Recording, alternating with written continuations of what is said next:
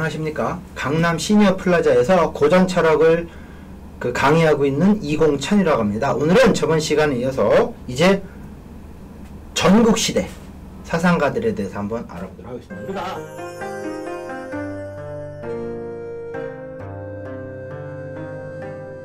우리가 이제 춘추전국시대로 나누는데, 춘추시대와 이제 전국시대로 나누죠. 자, 그래서 춘추전국시대는 책 이름을 본따서 만든 거라 그랬죠. 자, 그럼 이제 이 춘추시대, 그럼 춘추시대와 전국시대의 차이점은 뭐냐? 사실 춘추시대 때는 그 주나라의 보응권제도라 그래요. 보응권제도. 그럼 이 보응권제도가 뭐냐면 큰 영토를 효과적으로 다스리는 거예요. 그래서 중앙에 천자가 있고, 천자가 다스리는 거, 천하입니다. 그 다음에 요 천하가 있고, 그 다음에 요 큰 땅덩어리를 이제 나눠줍니다. 요 누구한테 일부. 그래서 요 나눠주는데 요 사람들을 제후라고 그래요. 제후. 그래서 제후들이 다스리는 걸 국이라고 합니다. 그래서 이 제후국에 해당하는 게 임금이 임금. 그럼 또 이 제후들은 요 땅덩어리를 또 누구한테 나눠주나? 대부한테 나눠주죠. 그래서 대부가 다스리는 걸 가라고 합니다. 그래서 우리가 천하 국가라는 개념이 여기서 나온 건데, 이 춘추시대에는 그래도 이 명실, 그래도 천자가 존재해서 천자가 모여라 그러면 성질을 내더라도 제후들이 좀 모였긴 했어요. 왜 쓸데없이 오라고 그러는 거냐, 이러는 거죠. 근데 이제 전국시대로 접어들면서는 천자가 없어요. 제후들이 지가 천자야. 쉽게 말해서 천자의 개념이 없고 제후들이 지가 천자인 것 마냥 행동하는. 그럼 쉽게 말하면 전국시대는 더 혼란한 시대겠죠. 그래서 힘의 논리에 의한 그런, 그래서 이 춘추시대는 춘추오패라 그래서 5나라가 있었다면 전국시대는 7웅이에요. 7개의 나라들이 이제 서로 힘을 겨루는 시기죠. 그리고 그럼 이제 혼란을 수습하기 위해서 이제 사상가가 나오는데 누가 나오냐? 자, 이제 저번 시간에 제가 춘추시대 때 노자하고 공자를 설명드렸는데, 이 공자 사상은 굉장히 부작용이 없다 그랬죠. 그렇기 때문에 사람들이 부작용이 없는 사상이기 때문에 오히려 필요하지 않게 여길 수도 있다는 거예요. 그럼 이런 시대에는 누가 먹히냐? 굉장히 목적의식이 강한 사상가가 먹히죠. 그래서 전국시대 등장한 사상가가 누구냐면 묵자가 나옵니다. 묵자가. 목적이라고 그러죠. 목적. 그래서 묵자 그러기도 해요. 묵자.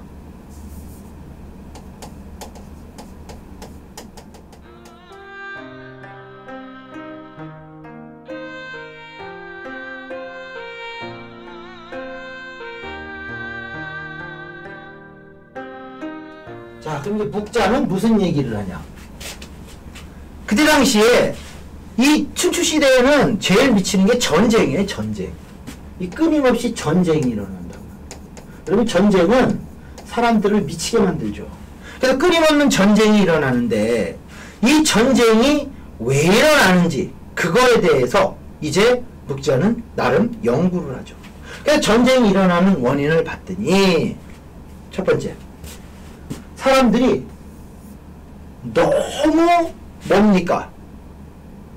자기 것을 챙긴다는 거예요. 내 것을 너무 챙겨. 그러면 안 된다. 어떻게? 좀 이타적으로 되라. 그래서 말하는 게 겸해설입니다. 겸해설. 겸해설은 두루두루 사랑하자는 거예요. 두루두루. 네 부모 내 부모 상관없이 똑같이 사랑할 정도면 된다. 그럼 이제 두 번째. 전쟁이 일어나는 이유를 봤더니 주의와 주장들이 너무 다르다. 너무 다르다. 그래서 사람들이 싸운다는 거예요. 그럼 어떻게 하면 안 싸울까요? 예. 상동론이에요. 상동론. 상동. 이게 뭐냐면 윗사람의 뜻에 똑같이 따르자는 거예요. 이게 뭐다? 하늘의 뜻이다. 이러면서 이제 들고 나오죠. 그리고 또 전쟁이 일어나게 되면 굉장히 어떻습니까? 물자가 부족하잖아요. 그러니까 뭡니까? 노동을 강조하고 그 다음에 전략을 해야 된다. 특히 전략 중에 최고 아까운 게 뭐냐? 죽은 사람한테 돈 쓰는 거다. 그래서 절장론, 장례를 굉장히 아껴야 된다.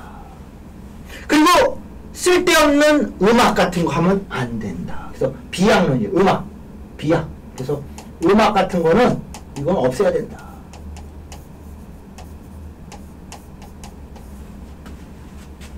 비약론. 그러니까 이런 이야기를 막 하죠. 그러면서 사람들을 모아요. 그러니까 많은 사람들이 이제 묵자의 이 목적의식이 강하잖아요. 전쟁이 안 일어나는. 막 모여드는 거죠. 그러니까 이제 이런 많이 모여드는 사람들로 하여금 묵자가 이제 교단을 조직하고 자리 세력 형성하면서 이제 심지어는 뭐 용병도 좀 보내고 이러면서 돈도 벌고 이러면서 오히려 엄청난 뭡니까? 세력을 확장하고 사상으로 무장을 하고 있습니다.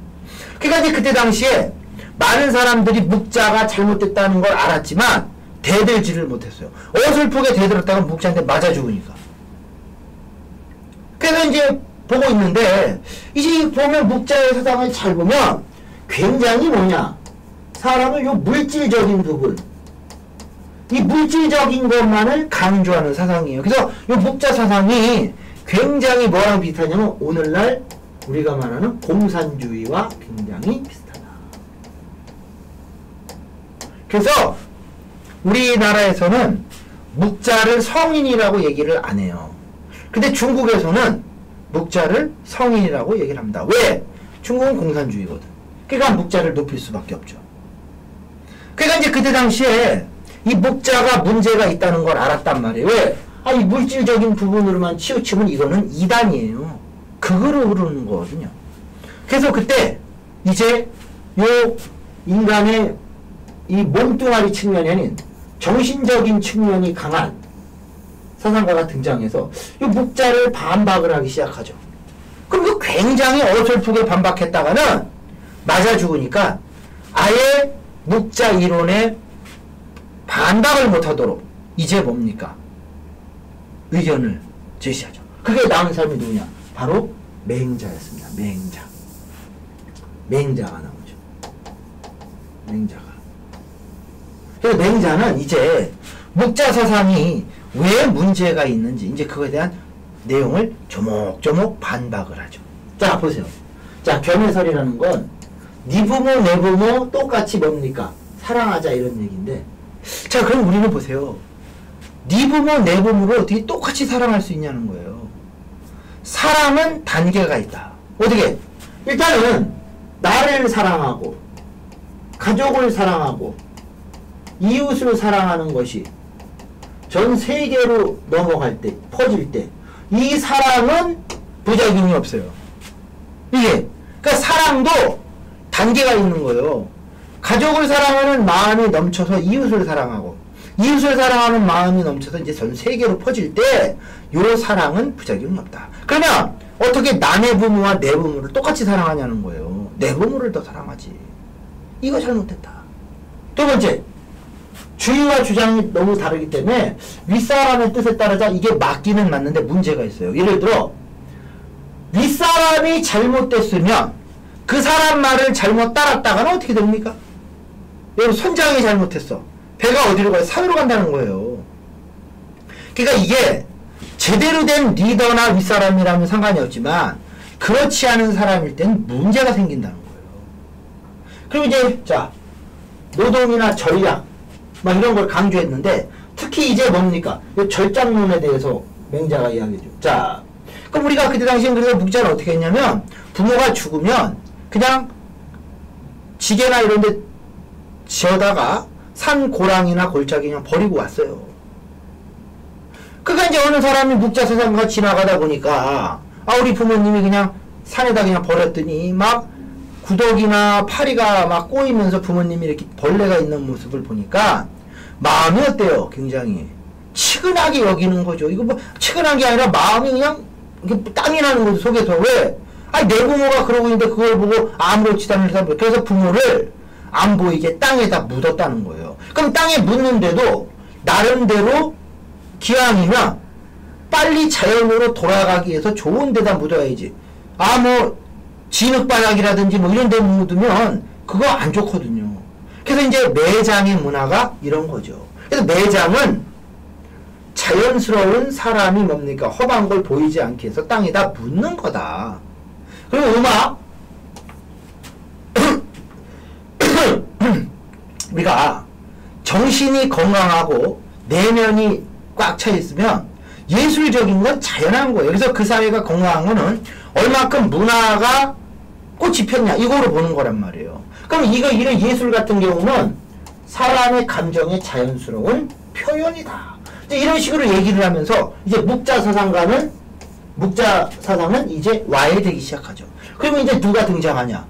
맹자가 이제 전반에 등장합니다. 그래서 사실 맹자는 공자의 도를 이으려고 한 게 아니라 묵자사상의 그 물질적인 부분을 갖다 반박하다 보니까 내면 정신세계의 마음에 대한 거 이게 체계를 잡히게 됐던 거예요. 그러니까 맹자는 묵자를 이제 문제점을 지적하다 보니까 어떻게 보면 공자의 도를 잇게 된 거예요. 왜 그러냐면 공자의 그 손자인 자사의 제자의 제자가 맹자거든요. 그러니까 맹자는 그러나 공자의 도를 잇는다 이렇게 얘기를 하는 거예요. 그럼 이제 맹자 사상의 핵심은 뭐냐? 우리 사람들은 많이 얘기하죠. 맹자의 사상은 뭐냐? 그럼 이제 사람들이 알고 있는 게 이제 성선설이에요. 성선설. 네. 인간의 본성은 선하다.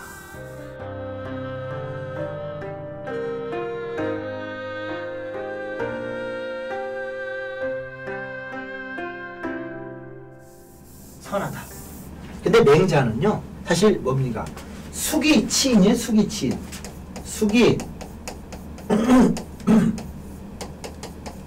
자, 이게 뭐냐면, 나를 닦아서, 이 닦을 숫자라는 건, 내 욕심을 없애서, 이제 내가 부처가 되는 거예요. 내가 부처가 되면, 치인은 남을 다스리는 게 아니라 남도 가마를 입는다.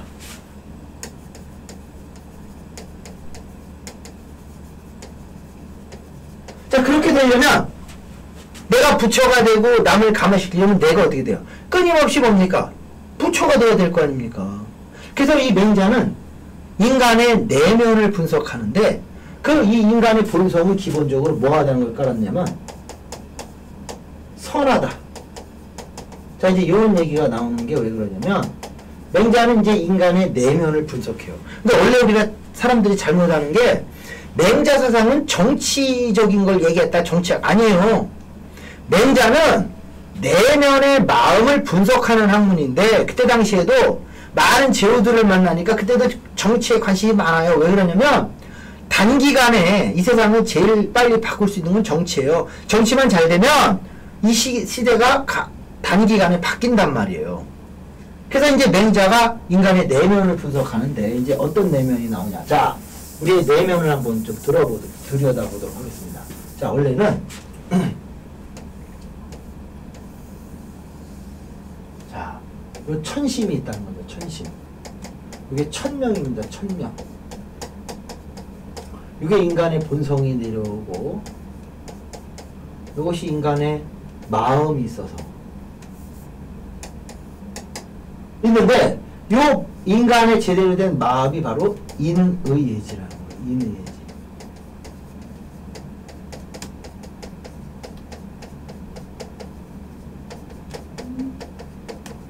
그럼 요 인의예지에 단서가 되는 마음이 있다. 그래서 요 인이라는 건 뭐냐? 요거는 한 마음 하늘 마음이다. 네 마음 내 마음 한 마음. 근데 이 한 마음 하늘 마음 되는 한 인의 마음은 현실에서 어떨 때 이게 발현이 되냐? 바로 측은히 여기는 마음. 그래서 요 단서가 되는 걸 우리가 측은지심이라고 그래요. 측은지심.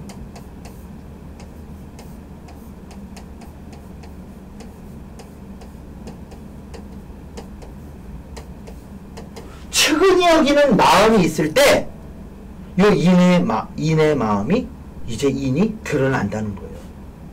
그러면 측은히 여기는 마음은 요 은자가 숨을 은자거든요. 평상시에는 드러나지 않아요. 숨어 있다가 불쌍하고 이런 모습을 딱 보면 그때 밖으로 확 드러난단 말이에요.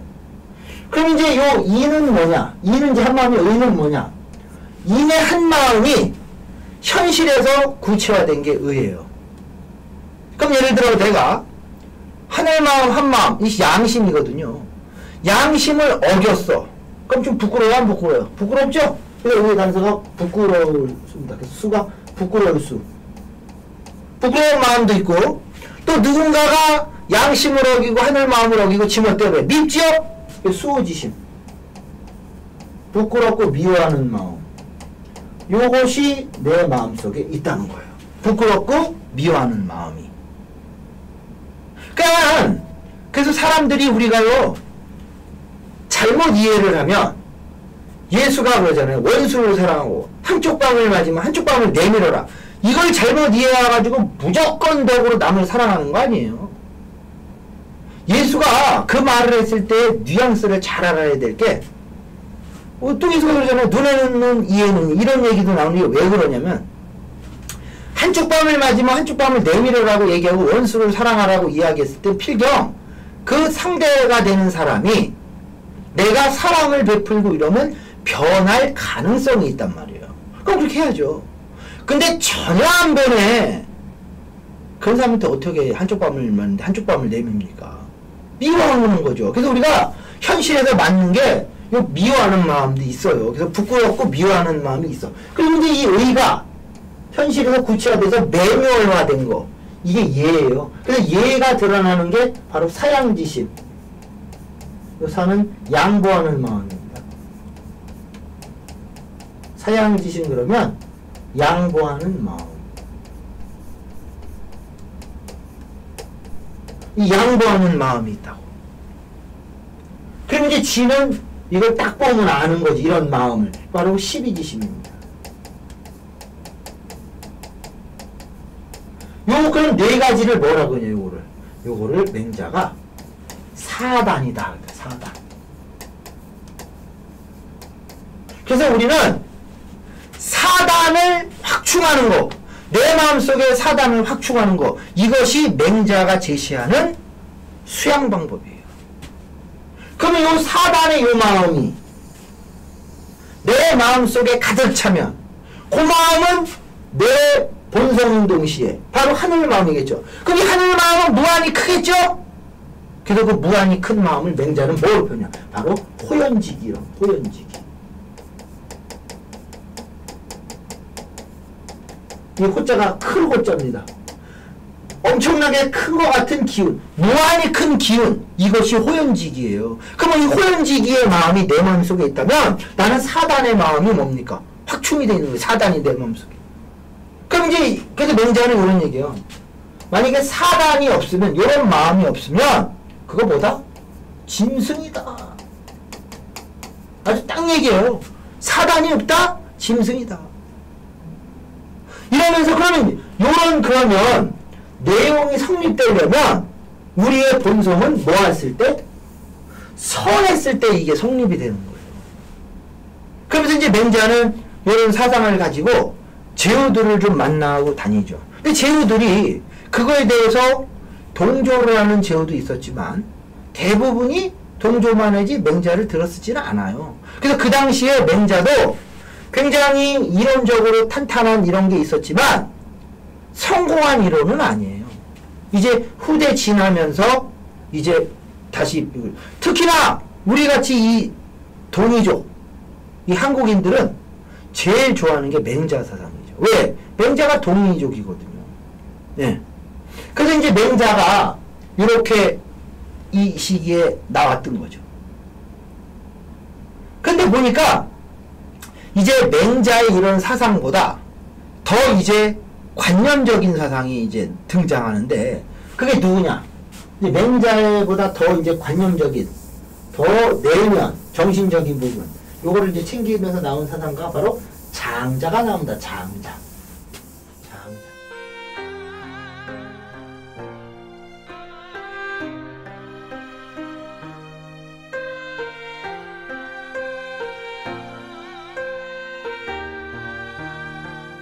그 뒤에 나온 사람이 장자예요. 장자. 자, 그럼 이제 장자는 무슨 얘기를 하냐?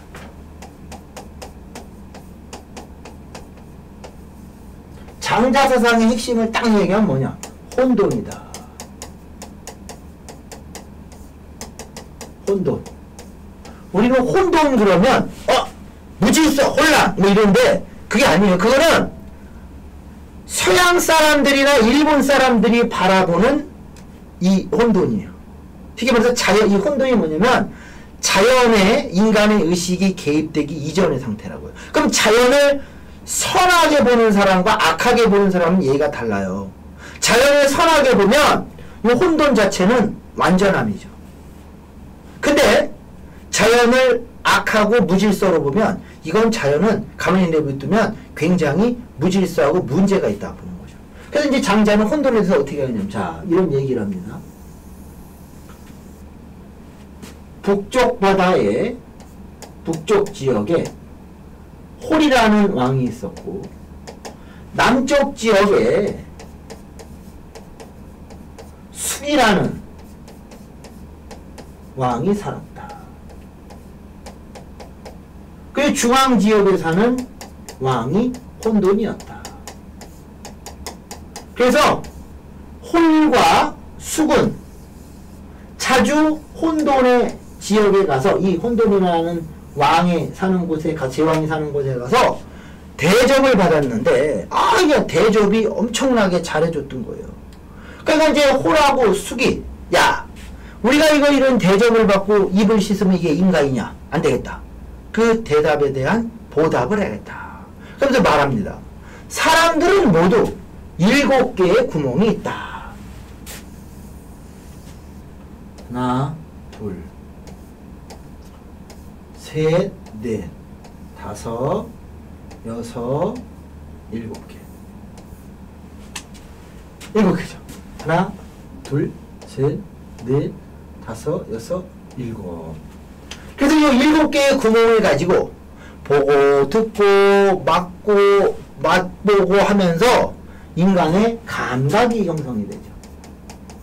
여러분은 감각을 통해서 인간은 요거를 기억을 하죠. 그래서 기억을 통해서 나름대로의 고정관념, 가치관을 형성하는데 이것이 제대로 된 거냐 이거예요. 자, 그래서 이제 어떻게 하냐?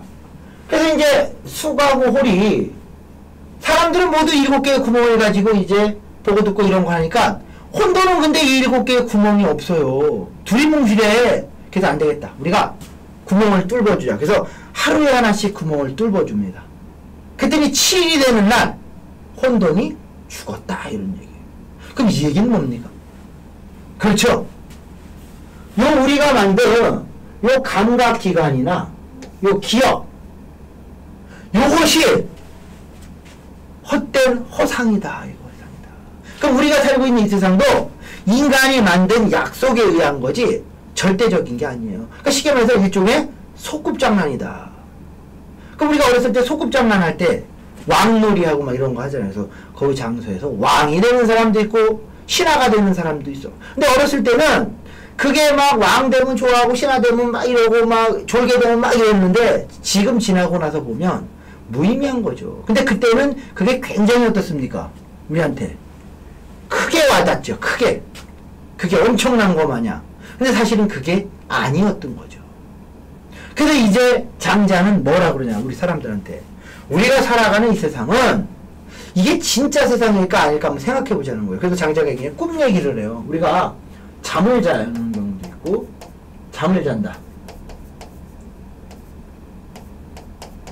아니면 낮에 밤에는 잠을 자고 이제 낮에는 깨서 활동을 하죠. 그러면 잘 보세요.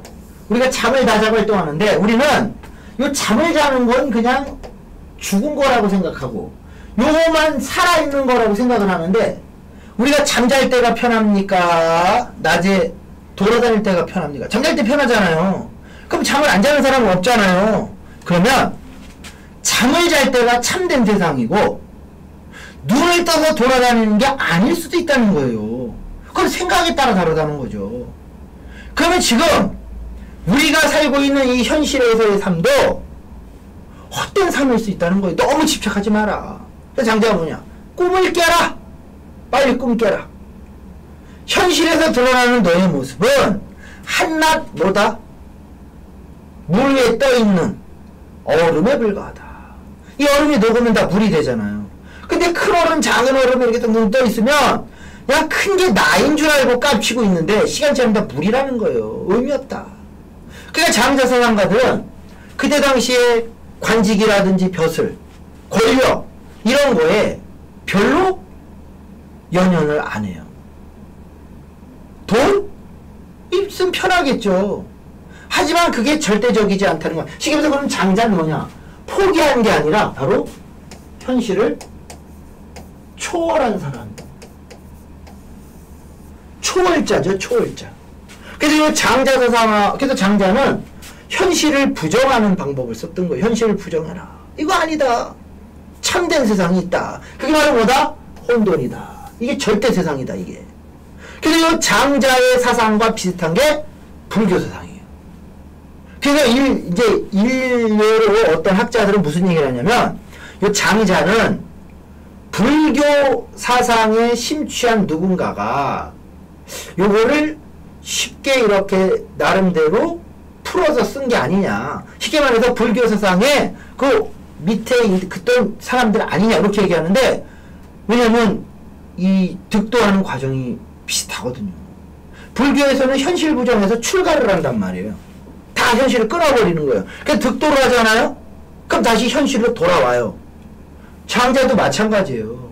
현실을 부정해서 참된 삶이 뭔지 알면 제대로 된 삶은 이 현실을 부정한다고 여기를 떠나는 게 아니에요.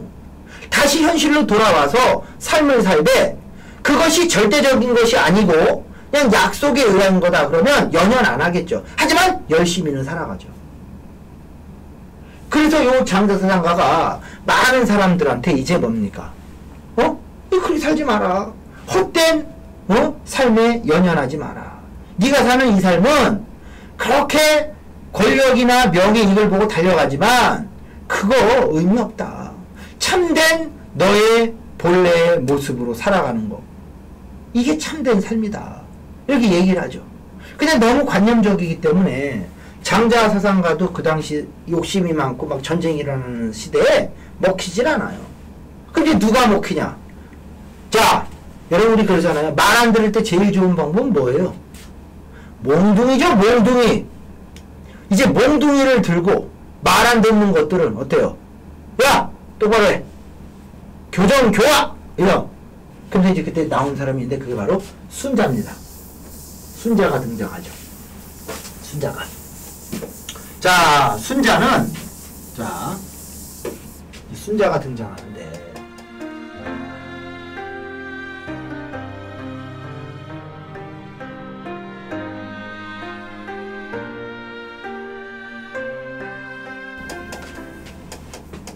순자는 무슨 얘기를 하는지 아십니까?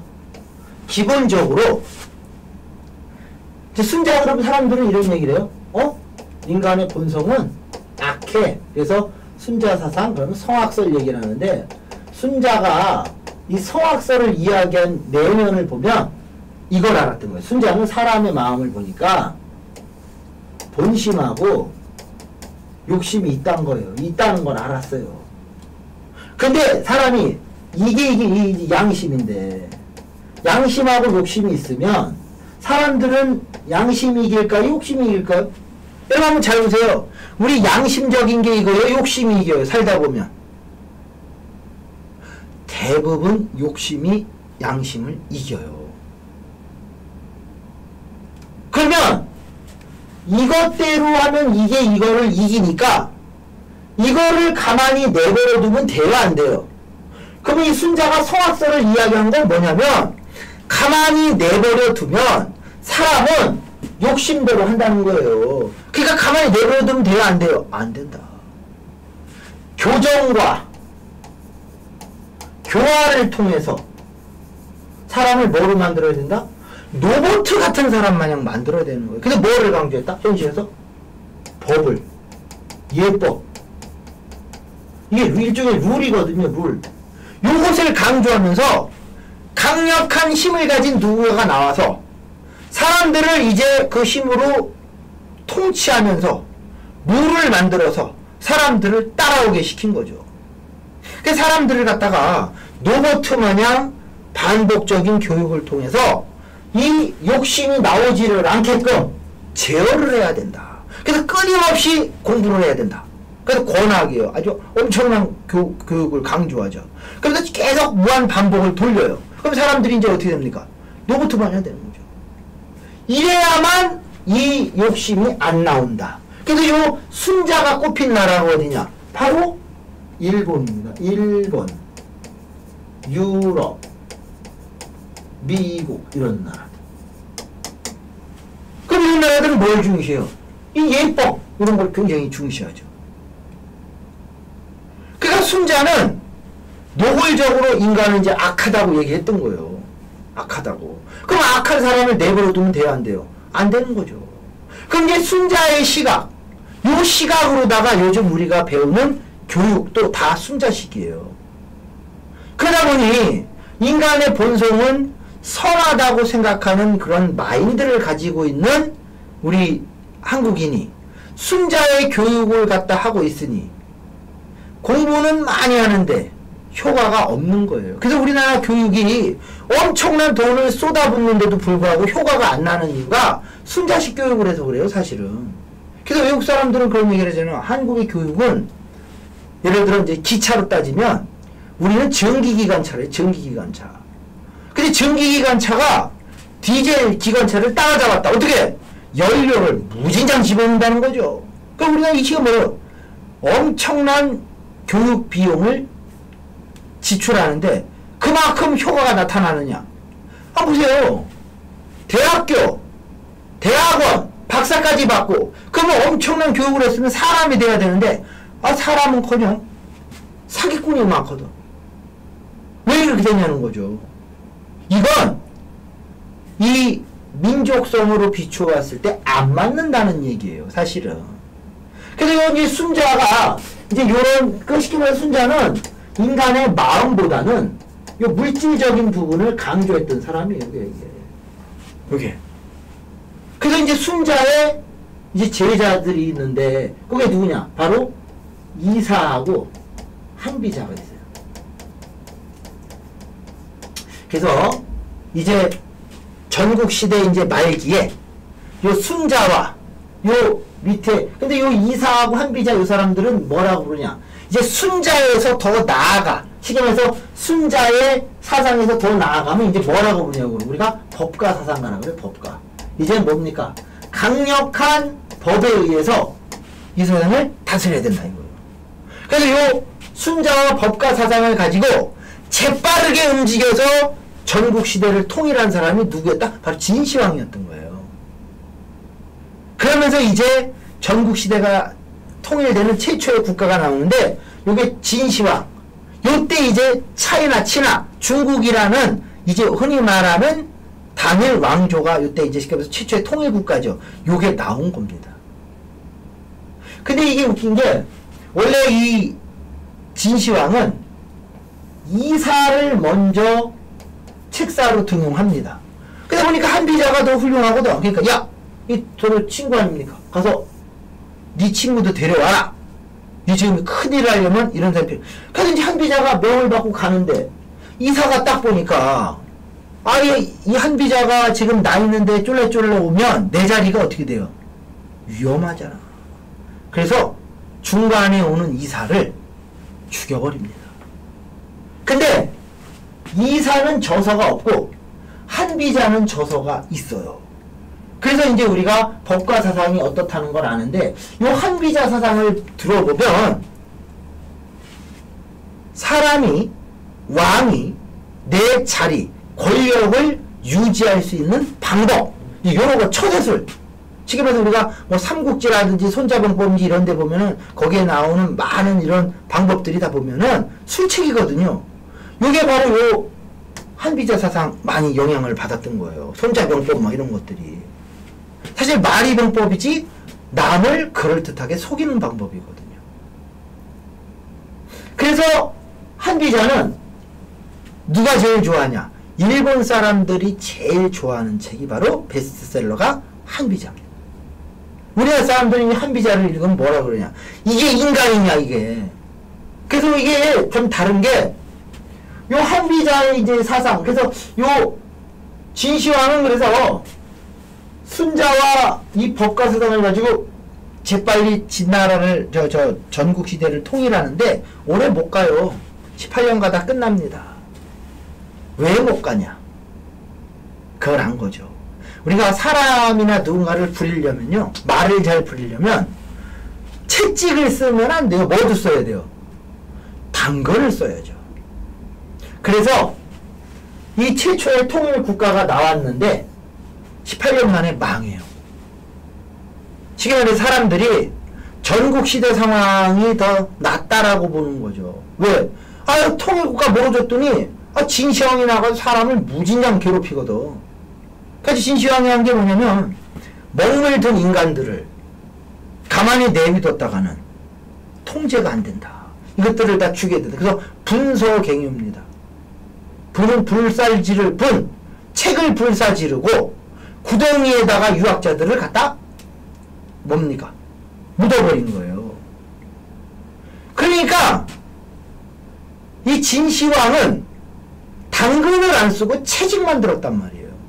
그러면 금세 망하죠. 그래서 진나라 이후에 이제 두 사람, 유방과 항우라는 사람이 등장해서 이제 서로 싸웁니다. 근데 희한하게도 유방은 조폭이고요, 항우는 동이족 계열의 문무를 겸비한 장군이었어요. 그런데 제후였는데 항우가 전쟁에 접은 적이 한 번도 없는데 유방한테 졌어요. 그래서 뭐 스스로 자기 고향 동강에서 자살했다 막 이렇게 얘기를 하는데, 유방이 이제 통일하면서 세운 나라가 한나라죠. 한나라. 그래서 실제로 말하면 중국이라는 나라가 이제 중국이라고 이야기할 수 붙이는 거는 진나라고, 이제 본격적으로 제도 정도하고 발전한 건 한나라 때예요. 왜 그랬냐? 이 유방이라는 사람이 한나라를 세우면서 안 거예요. 진나라가 왜 빨리 망했는지를. 그래서 여기서는 채찍과 당근을 같이 쓰죠. 당근은. 그래서 그때 당시에 사람들이 제일 좋아하는 게 누군가 봤더니 공자사상을 좋아해. 유학을. 그래서 이 유학 중에 맹자 쪽이 아니라 순자 쪽의 유학을 권장하죠. 그러면서 이제 쉽게 말한 통일국가에서 엄청난 발전. 그래서 여러분 지금 중국에 보면 뭐 많은 발명품이 나온 것도 한나라 때, 제도가 정비된 것도 한나라 때. 그래서 엄청나게 뭡니까? 강대하게 나라를 이끌었던 거죠. 그러면 여기서 이제 우리가 중요한 게, 그럼 이런 많은 사상가들이 그때 당시에 왜 나왔냐? 그냥 나온 게 아니에요. 그 사회가 이런 사상가들을 뭐 했다? 필요로 했다.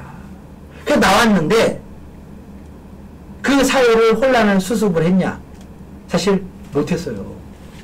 좀 지나고 나서 이제 재평가가 되는 거죠. 그래서 사실 공자의 사상도, 노자도 그때 당시에는 성공한 이론이라고는 말할 수 없어요. 실패한 거죠. 하지만 지나고 나서 보니까 이게 맞았던 거예요. 그래서 우리가 지금 많은 이런 사상가들, 이제 우리가 그럼 고전철학 시간에는 뭐를 하냐면, 여기에서 이제 제자백과 사상가들 중에 그 사상가의 어떤 말을 했는지 이제 텍스트북을 읽는 거죠. 그래서 이제 뭐를 읽냐면, 이 고전철학 시간에는 첫 번째 대학 중형, 논어 맹자, 노자 장자. 이제 장자는 내편, 외편, 자편이 있습니다. 이렇게 읽어가는 거죠.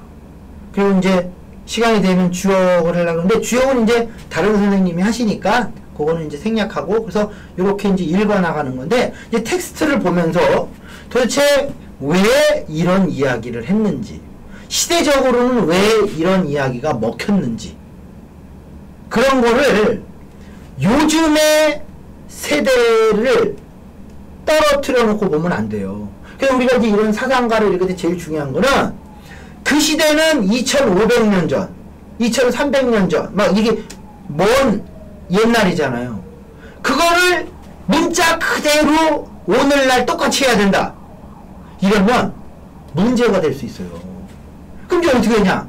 그런 말이 왜 나왔는지 이유와 원인을 찾아서 지금 현대의 시점에 맞춰서 그것을 이제 정리하고 이해할 수 있게끔 그 도와주는 역할을 하는 게 이제 저 같은 사람의 역할인 거예요.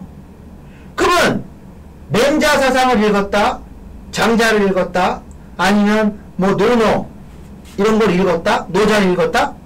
그러면 머리로만 읽고 그냥 그랬다 그러면 그건 앵무새에 불과한 거예요. 앵무새는 알고 합니까? 그냥 떠들기만 합니까? 떠들지요. 그냥 떠들기만 하지. 근데 우리는 만약에 그거를 그냥 머리로만 이해를 하면 앵무새보다 더 못된 거죠. 왜? 안다고 하면서 실천을 안 하니까. 그래서 제일 중요한 거는 그러한 사상을 통해서 현재 내가 살아가는 데 있어서 이것을 밑바탕 밑거름으로 해서 내 삶이 어떻게 뭡니까? 제대로 참된 삶이며 무엇이 가치가 있는 삶인지 이제 그거를 특히 깨달아야 돼요. 그리고 또 이제 우리가 여기 시니어 프라자는 아무래도 이제 어르신들이 다니시는 곳이기 때문에 특히 이제 어르신들이 관심이 많은 건 이제 우리는 어쩔 수 없이 다 가는 곳이 있어요. 태어나면은 다 가는 곳이 있습니다. 뭡니까? 죽음이죠. 이 죽음의 문제에 대해서 요 사상가들은 뭐라고 얘기했냐? 쉽게 말해서 이거예요. 여러분 저 태어나는 것도 자연이고 죽는 것도 자연이에요. 근데 왜 태어날 때는 사람들이 기뻐하고 죽으면 슬퍼하냐? 그게 아니라는 거예요, 사실은. 생사가 일려다. 다 같다. 생과 사는 하나였다. 그런데 왜 이게 슬프냐? 그건 나의 욕심으로 인한 하나의 착각이었다. 그럼 욕심이 없어지면 생사는 하나고 삶에 있어서 슬픔도 없다는 거예요. 자연이다. 그냥 뭡니까? 생사는 자연이다. 그래서 우리가 경전 공부를 통해서 사실 이러한 것을 읽어가면서 나머지 나의 그 마무리도 좀 정리를 하면서 그래서 사실 경전 공부가 젊은 사람이 읽으면 더 좋긴 하지만 요즘 젊은 세대들이 이 한자에 대한 불편함도 많잖아요. 근데 저는 한자를 많이 읽고 이거보다는 내용이 중요한 거거든요, 사실. 한자 많이 알고 내용 모르는 거 무슨 의미가 있어요. 그래서 현대인의 시각에 맞게끔 쉽게 풀어서 우리가 그 사상이 뭔지 그것을 이해하는 것이 이 고전철학 시간의 수업의 내용입니다. 여러분이 이 고전철학을 통해서 앞으로의 남은 삶에 대해서 좀 여유를 갖고 좀 만만하게 살 수 있는 그런 삶을 살 수 있도록 도와드리려고 하는 게 바로 고전철학입니다. 그러니까 여러분이 시간이 나시면 한번 같이 읽어보는 게 좀 의미가 있을 거라 생각됩니다. 자, 그럼 여기서 오늘 마무리를 짓고 이제 현장에서 여러분들과 이제 만나서 같이 한번 읽어보도록 하겠습니다. 자, 오늘 여기서 마치도록 하겠습니다. 수고하셨습니다.